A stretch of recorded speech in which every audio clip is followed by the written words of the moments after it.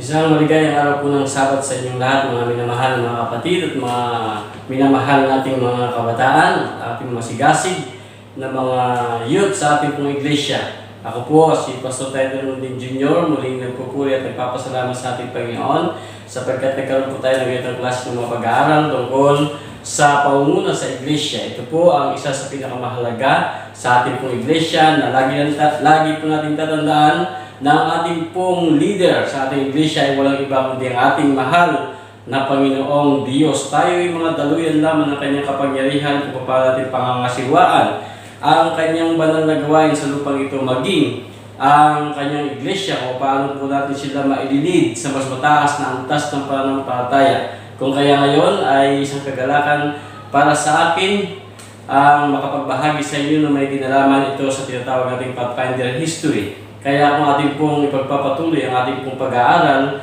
ay masaksihan po natin kung paano po na-develop ang ating pong programang ito sa ating pong iglesia at ating pong pakikinggan ang ilang bahagi ng presentasyon ito.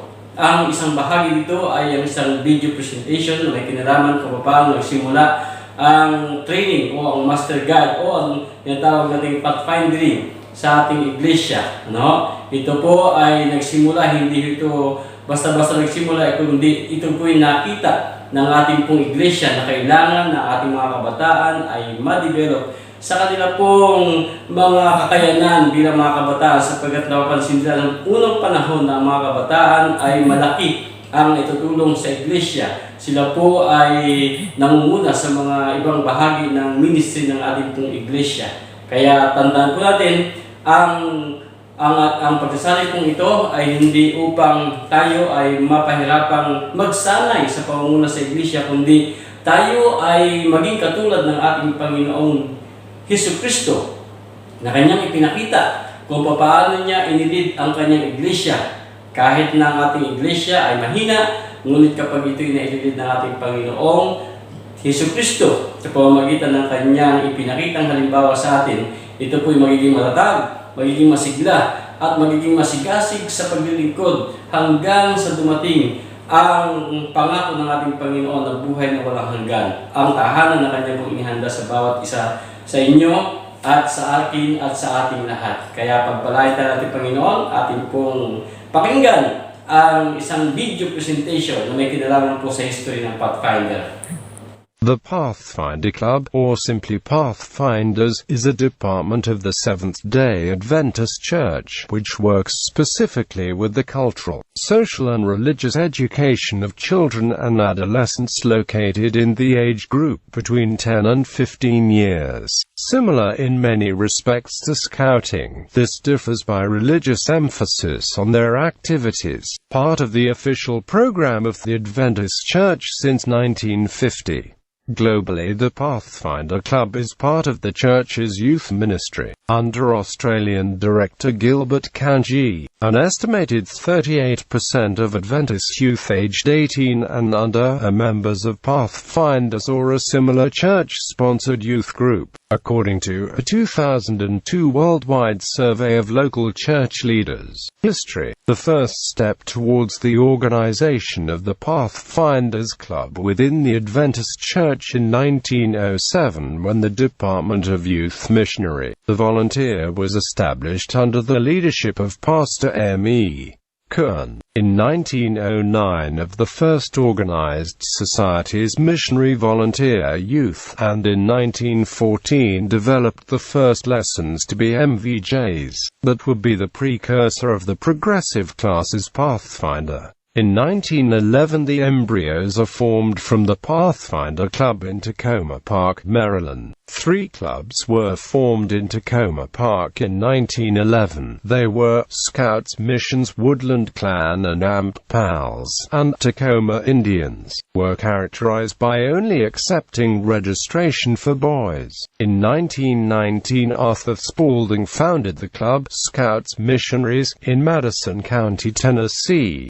Spalding studied the organization made compatible with the spiritual goals of the Adventist Church rules and created the outline of the movement. The Scouts missionaries developed the fundamental ideals for the current club of Pathfinders. In 1929, for the first time, the name Pathfinder was used on a schedule of juvenile SDA activities. The Association of Southern California promotes a camp for youth missionary volunteers, and entitles the camp Pathfinder. The same association in 1946 unilaterally formalizes and sponsors the program, with its first prototype recognized club being tested in Riverside, California. Alongside the experience in California, the General Conference of Seventh-day Adventists in 1950 formalizes a program the club, and adopts a uniform, a hymn and a flag for the official new department.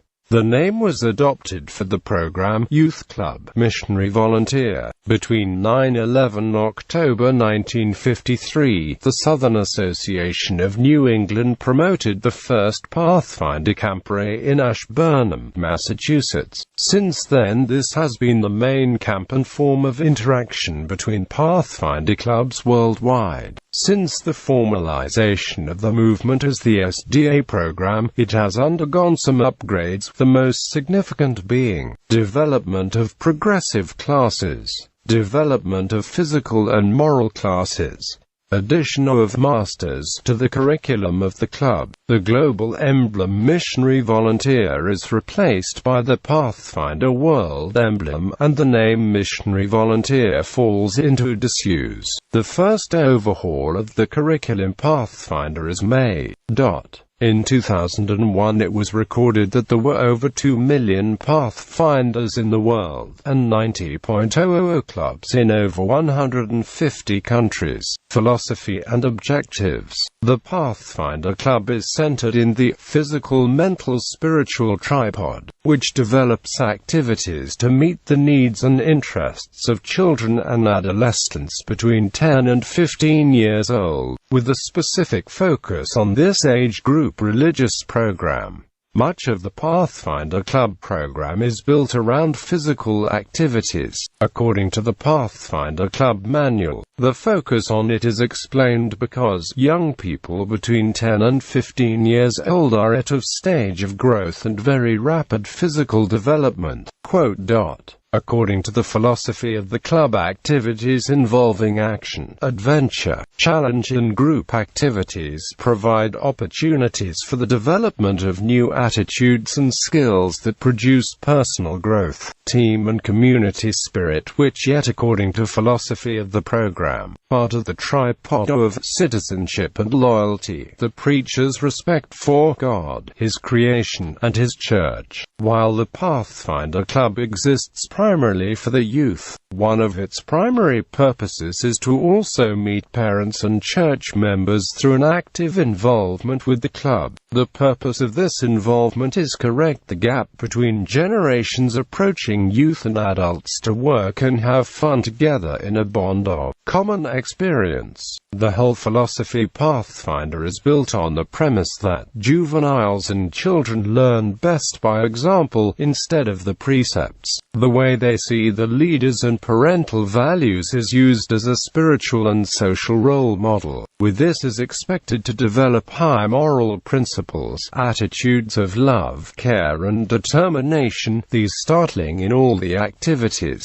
The educational philosophy of the club also emphasized that youth learn more effectively in a positive, happy and secure atmosphere. According to the General Conference of SDA, the attitude of the leaders of the club is therefore vital to ensure the success and effectiveness of this ministry for youth ingredient, because it will be one of the main models to be followed by juveniles. Leadership role. The leadership role is to help young people understand and love God and to watch over the church and the next Quote, according to the manual of the Pathfinder Club, the goals and duties of the leadership of the club are: encourage Pathfinders to discover their God-given potential and use their gifts and skills to meet the expectations of the plan of salvation. Inspire them to give personal expression of their love for God, uniting with other youth in various extension activities. Becoming number one priority club program the personal salvation of every Pathfinder, building on the groundbreaking appreciation for a healthy life and cultivate in them a love for God's creation. Teach the groundbreaking, immersive and interactive skills in order to make the time and talents of the most significant youth. He should encourage the Pathfinder to keep physically fit, and teaches them to take care of your body and establish habits that will give your health benefits. Provide opportunities for development of leadership by encouraging club members working together and sharing the responsibilities of leadership. Quote,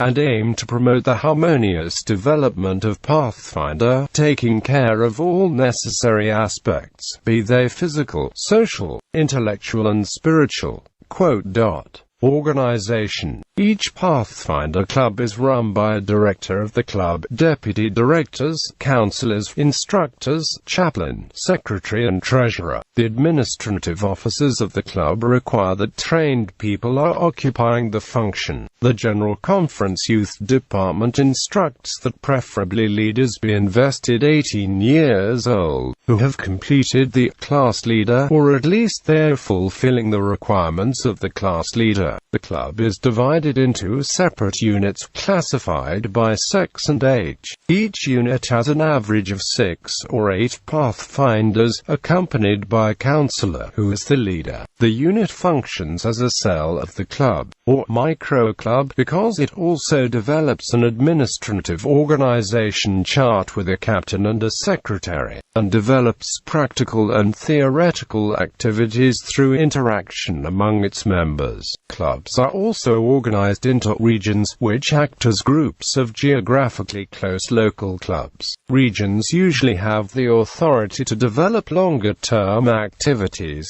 demanding more effort and planning, also supporting the clubs through the regional team.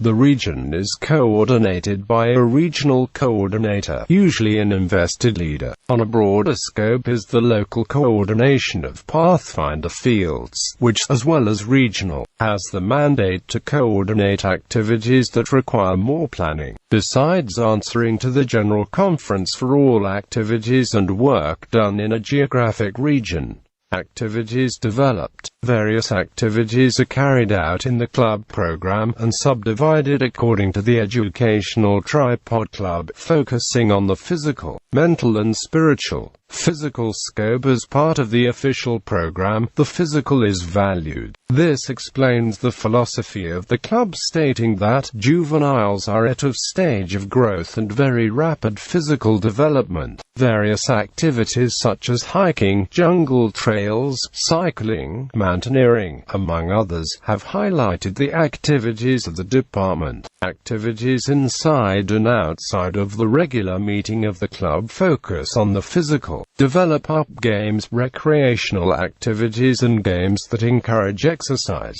Even traditional activities of the regular meeting as the United Order cherish the physical aspect, combined with the mental development. Physical activities are in essence entertain and attract children and adolescents, and allow it to jointly develop the mental and spiritual aspect.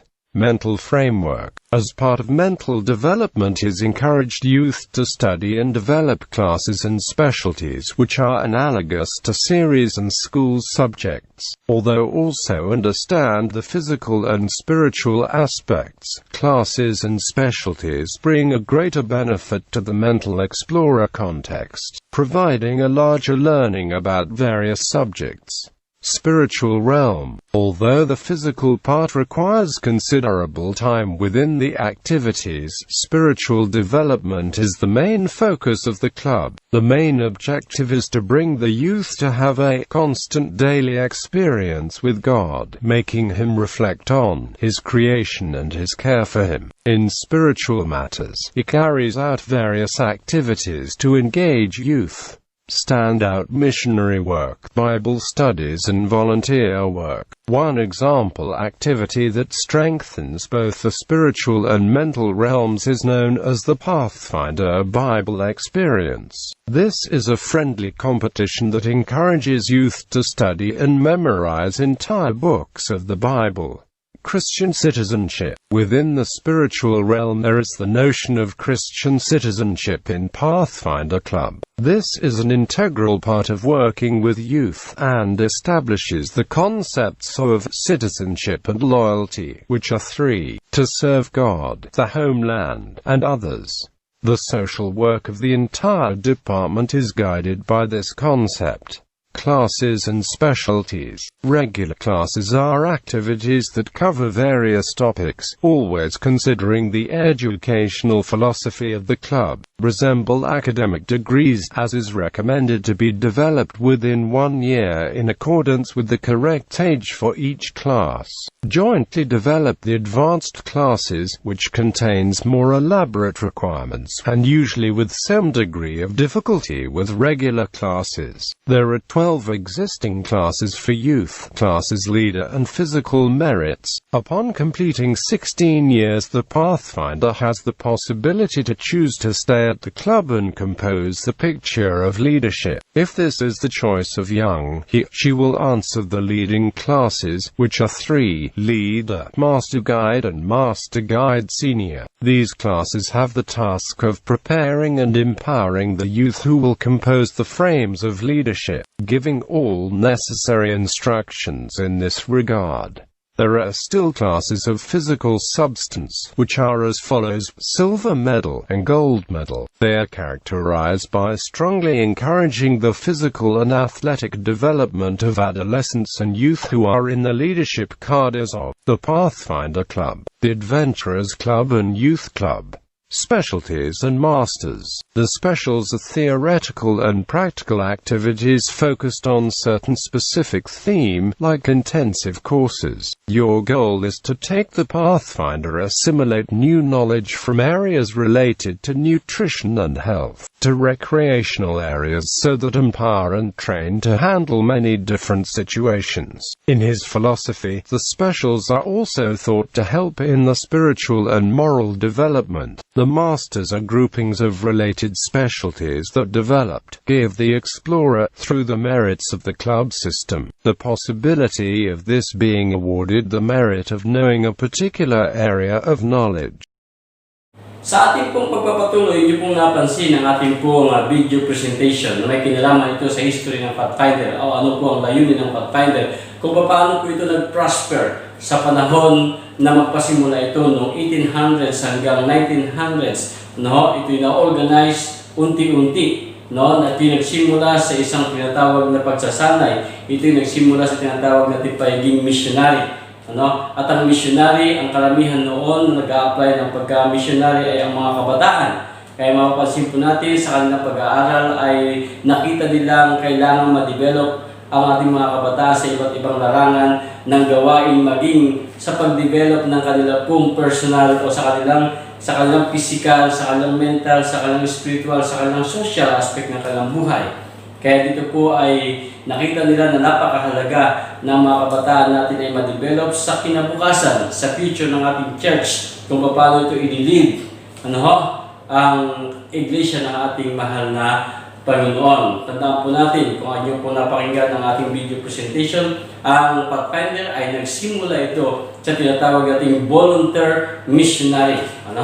At pagkatapos niyan, ng kanilang makita, merong kailangan na i-improve sa ministry nito, ay ginawa nila dahil mga kabataan ito ang nakikita nilang parabagang magagamit sa gawain ng ating Panginoon.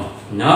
Kaya kung ating pupansinin, may mula sa volunteers missionary ay nagkaroon sila ng junior volunteers missionary. No? Pagkatapos niyan ay naging pathfinder. Itong pathfinder ay isang bahagi lamang ito ng class, ngunit inaprubahan at pinagkaisahan na ang itatawag sa lahat ng pagkasanay ay ang pathfinder. No? Ito po ay inaprubahan ng General Conference, ito ay in-apply kung sa mga bansa at hanggang ngayon ay sinasagawa ito sa buong sa iglesia, sa buong mundo ang pathfindering. So, nakaka-excite kung ating pong susundan ang pinangyarihan kung paano o ano ang kahalagahan ng pagkasanay nito para po sa ating mga kabataan. Dito po ay mapapansin po natin sa pagpapatuloy ng ating pag-aaral, bagaman ito ay pinaikli at summary lamang ng pag-aaral ng history ng Pathfinder. Ang layunin ng Pathfinder ay lalo pang mapalakas ang ministry, ang paglilingkod, ang gawain ng ating Panginoon.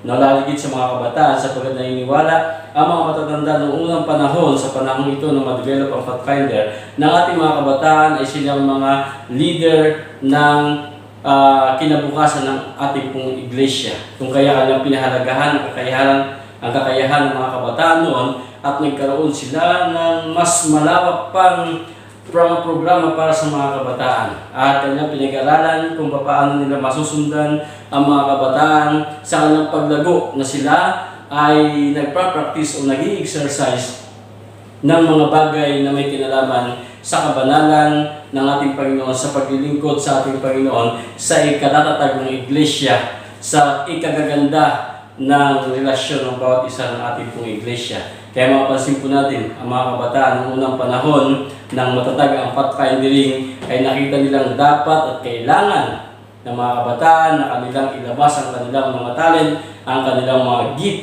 na dapat ma-develop ito ng ma-develop sa loob ng ating iglesia. At kapag ito'y ma-develop ang kanilang mga personality, kailangan nilang malaman ang iba't ibang klase ng personality o traits ng ating pong mga kabataan o ng mga tao dito po sa sanlibutan para malaman nila kung paano ito i-rule, kung paano ito palalaguin, kung paano ito susundan, kung paano ito i-develop na ito ay malaking tulong sa gawain ng ating mahal na Panginoon. At dito rin ay dinidevelop sa pathfindering, tinatawag nating 4 aspects of life, yung harmonious development of social, spiritual, mental, and social ng ating pong buhay. So, nadidevelop po yan dito sa tinatawag na Pathfinder. At sa pamamagitan nito, mga minamahal na mga kapatid, ang ating mga kabataan ang kinakailangang ma-develop sapagkat sila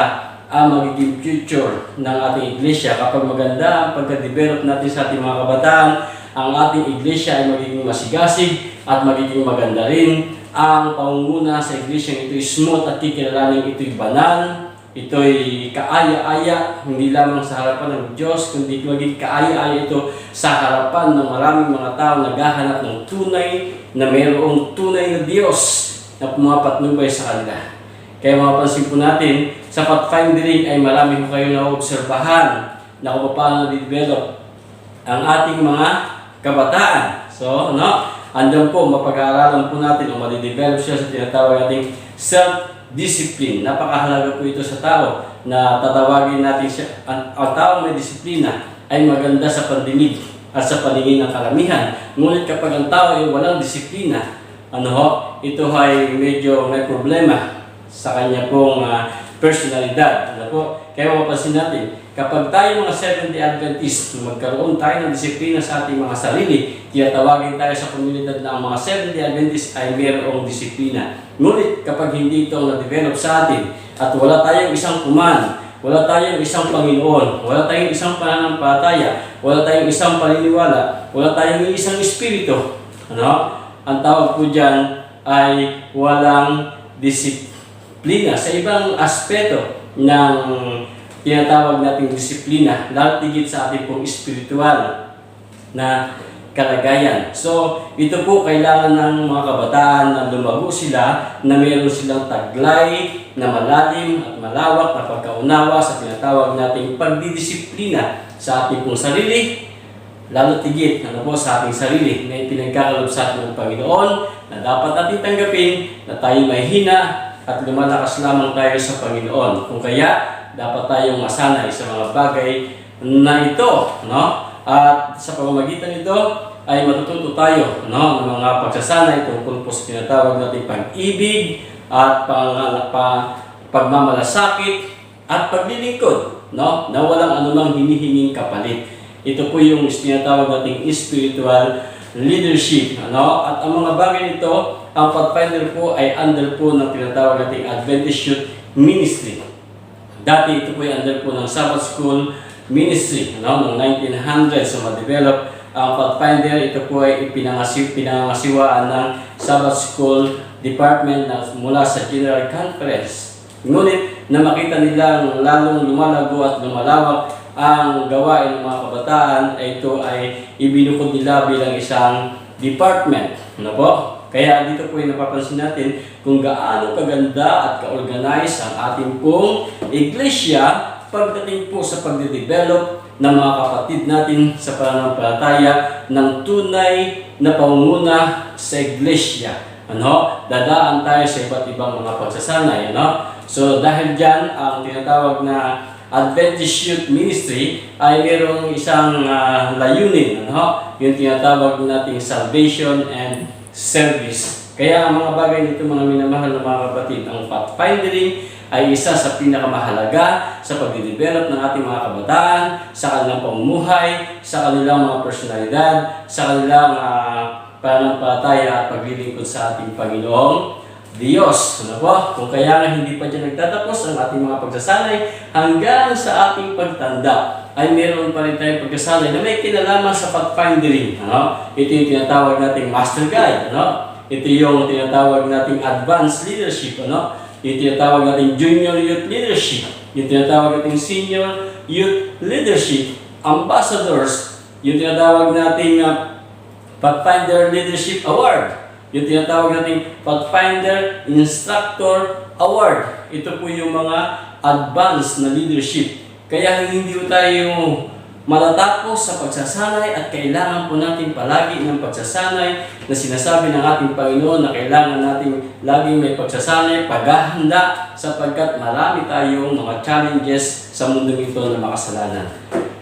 Ito po ay isang bahagi ng ating pong pananampalataya na tayo ay ma-develop ng ating Panginoon sa ating pong pangunguna sa ating iglesia, na ito'y pagkaisahin sa presensya ng ating Panginoon. Ito'y pagkaisahin sa layunin ng ating Panginoon. Alam niyo po ba na isa sa pinakamaganda sa pagkasanay nito ay kay tayo po ay madidevelop sa tinatawag nating pagkilala at pagkilatis kung paano natin pakikisamahan ang mga maliliit hanggang sa pinakamalaki. Ano, yung mga maliliit na mga bata hanggang sa pinakamatanda ay mapapangasiwa natin kung alam natin at kilala natin ang layunin ng Diyos sa buhay nila. Sa pamamagitan nito, mga minamahal na mga kaibigan, mga kapatid, ay makikita natin, no? Hindi tayo basta-basta magiging isang leader ng ating pong iglesia kung hindi natin napapangasiwaan ng maliit na bagay.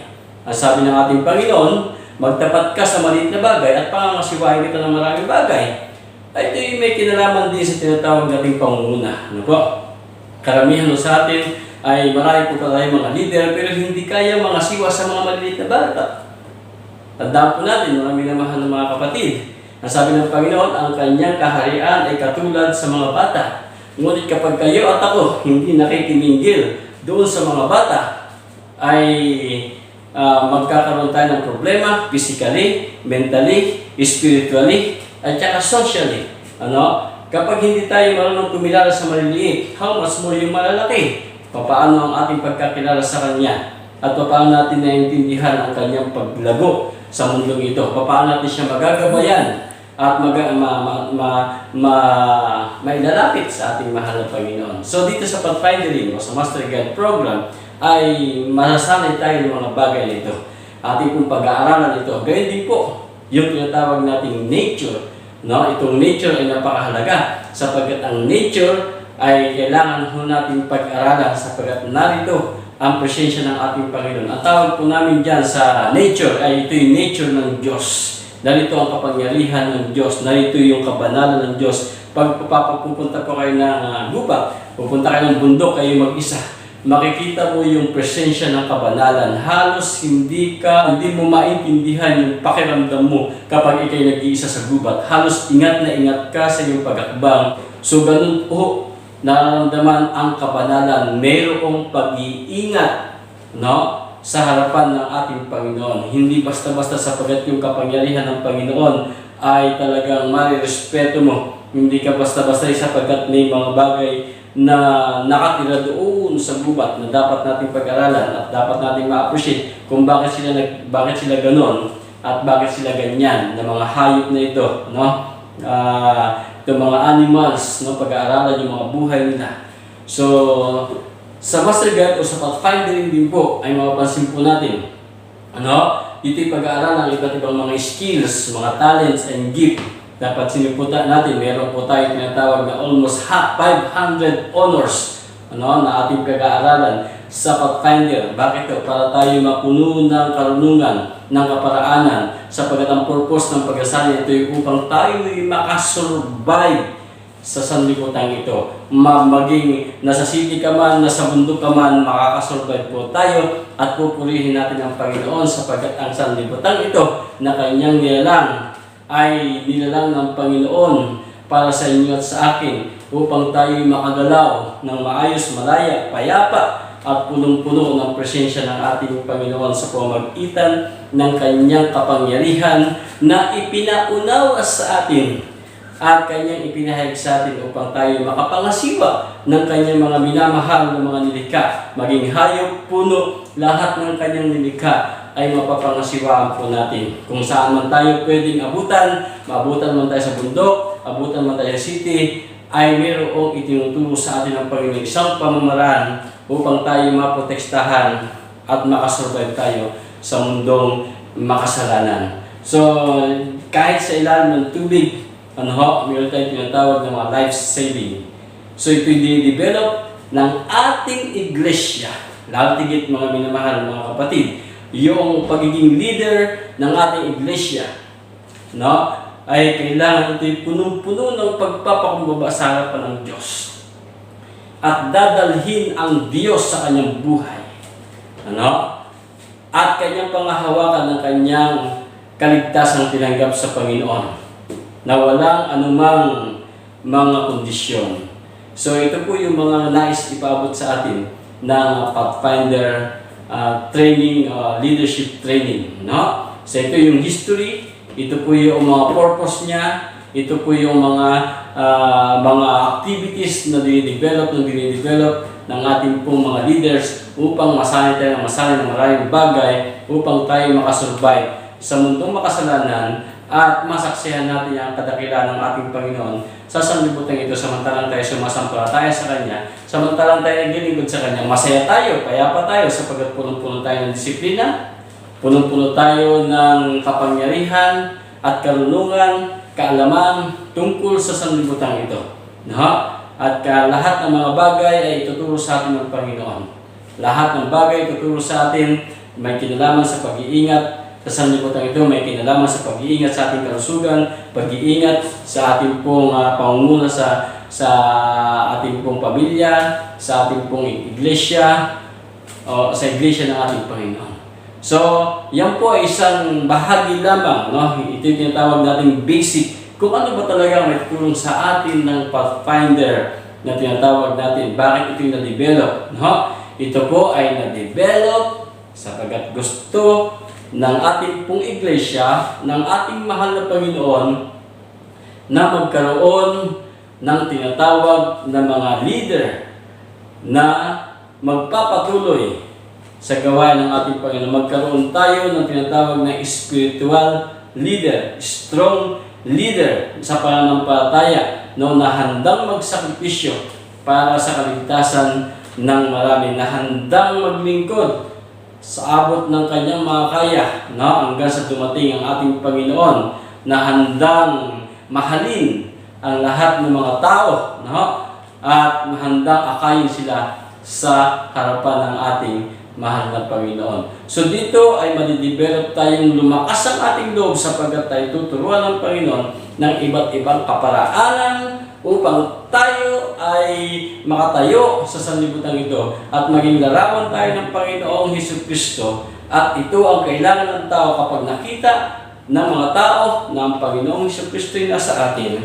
Sila ay magpupuri sa Diyos at sila ay magpapasalamat sa Diyos sapagkat mararamdaman nila na sila ay wini-welcome ng ating Panginoon sa Kanyang kaharian. Mga kaibigan at mga kapatid, ano po, tandaan po natin, no? Ang Pathfinder po ay tinatawag nating proper training ng leadership ng ating iglesia. No more, no less. Na-organize po ito para mag-develop ng mga leaders in the future. Ano? Ang nakakalungkot lang mga minamahal ng mga kapatid. Huwag naman po sana kayo sasamahan loob, pero ito dapat nating maintindihan, dapat nating makita. Minsan naglalagay tayo ng mga leaders sa iglesia na wala man tayong ginagawang pagsasanay. Ito yung observation lang po, no? At minsan nag-iilig tayo ng mga officers na wala man hindi man lang nasanay. Kaya ang kanilang nakasanayan ay ma-enjoy ang posisyon kapag sila ipapalitan mo, sasama na ng loob. Yun ang problema sa ating iglesia. Kaya tayo nag-develop ngayon ng proper development ng leadership sa ating iglesia sa pamamagitan ng pathfindering and master guide o ng iba't iba pang pag-develop ng leadership. No? Ay magpupurihin natin ang Panginoon sapagkat ang ating mga leader ay nagsanay at sila ay nakapokus sa ating Panginoong Diyos na sila ay maglilingkod lamang sa Panginoong Diyos, wala ng iba. At tayong lahat ay magmamahalan. Itatayo nila ang pag-iibig, pagmamahalan, pagbabahagi, pag-share ng posisyon. Lahat po tayo ay gusto ng Panginoon ma-develop na maging isang leader. Hindi lang po sa iglesia, kundi sa ating pong pamilya, sa ating pong komunidad. Tayo po yung mga leader na tatawagin ng ating Panginoong Diyos. Kung kaya nga mga kabataan ang target na dapat nating i-training sapagkat sila pa yung may kakayanan, sila po yung energetic sa paglilingkod sa ating Panginoon, sila po yung tinatawag nating mga malalakas at masisigasig sa gawain ng ating Panginoon. Kahit natingnan po natin sa mga gawain ating pong ini-exercise sa ating pong mga iglesia, ang mga kabataan, ang nangunguna, palagi, sila yung nasa front, palagi sapagkat napakasigasig nila sa paglilingkod, lalo tigit sa pagsasama-sama. Kung kaya nga, purihin natin ang Panginoon sapagkat sa pamamagitan nito, natututo po tayo kung paano natin pangasiwa ng ating iglesia na hindi tayo nagkakaroon ng maraming problema o malaking problema na may kinalaman sa pangunguna sa ating iglesia. So, sana ay maramdaman natin ang pangangailangan nating iglesia. Kailangan natin ng mga strong na leader na ang kanilang leadership ay nakakunik lamang sa Panginoon. At kilalang-kilala nila ang Panginoon at alam nila kung ano ang layunin ng Panginoon sa buhay nila at kung ano ang kanilang gawain. Hindi lamang dahil sila nasa posisyon, kundi kahit wala sila sa kanilang posisyon, ngunit ginaganap nila ang kanilang misyon. Mahalaga po ang misyon kaysa po sa posisyon. Ang posisyon minsan ay magdadala sa atin sa kapahamakan. Ngunit ang misyon, kahit anong gawin mo, ang misyon ay magdadala sa atin sa magandang kondisyon ng ating pananampalataya. Sapagkat ang ating Panginoong Diyos ang nangunguna sa bawat misyon na ating pong ginagampanan sa ating iglesia. Nawa mga kapatid, ilid po natin ang ating mga kapatid, lahat ng ating pong mga kabataan, sila ang ating pag-asa, sila ang future ng ating iglesia. Kung nais natin sila makita, o kung nais natin makita ang iglesia ng Panginoon na masigla, mag-develop po tayo ng mga leaders sa ating iglesia. Sapagkat ito ay napakahalaga. Sapagkat ito ang direksyon na ibinigay sa atin ng Panginoon buhat ng pasimula. Buhat nung 1800s hanggang 1900s. Hanggang ngayon, marami na pong mga iglesia ang nag-iisa sa ito. Kaya maraming iglesia ang nagiging matatag, nagiging mabunga, masaya sa gawain. Sapagkat sila ay nagkakaintindihan at nauunawaan nila kung paano nila pangangasiwaan ang karunungan ng pangunguna sa iglesia ng ating Diyos. Sa iglesia ng ating Panginoong Diyos. Ito ay sa Panginoon, hindi ho atin to, kung kaya ating isusuko sa Kanya. Ang ating pong gagawin, may posisyon man tayo o wala, ang ating gawain ibinigay sa ating Panginoon ay walang iba kundi ang mission. Ang tayo mag-mission. Salvation and service. Ganyan na ho kaganda ang ating pong Pathfinder Leadership Training na ginagawa. Bagaman hindi ko mabanggit ang lahat, ngunit gusto kong ihatid sa inyo ang bahaging ito. Kailangan ng Diyos na mga leaders na humble. Kailangan ng Diyos na leaders na strong. Kailangan ng Diyos ng leaders na marunong magmahal sa kanyang mga kapatid.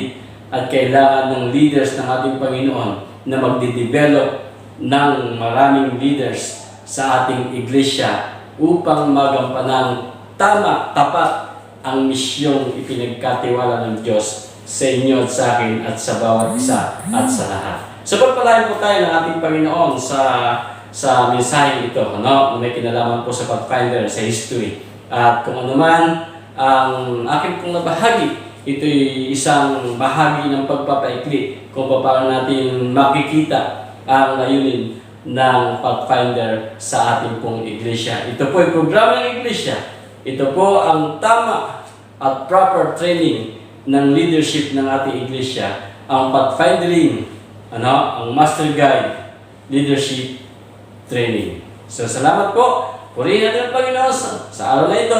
Happy Sabbath at God bless po sa ating lahat.